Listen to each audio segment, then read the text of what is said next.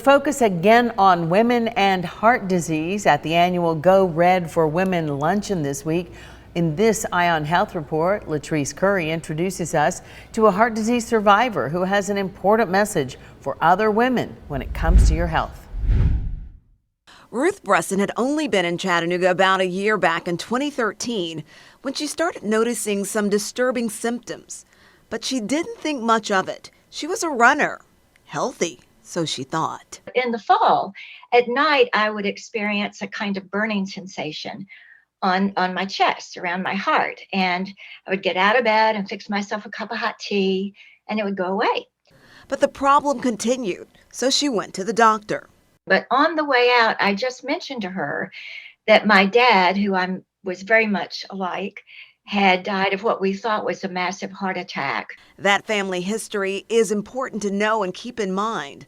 The doctor immediately made Ruth an appointment, but she put it off until the following month. And the day that I was walking back in my home from the echocardiogram and getting a heart monitor, my phone rang, and it was his office telling me to go right back to the ER, that they had found a mass on my aortic valve.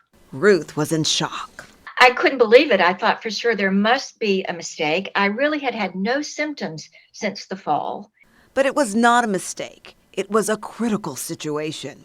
And he said, well, you're here because you have a mass on your aortic valve, and it's swinging like a little thread or a pendulum, and it's going to break off, and it will be fatal.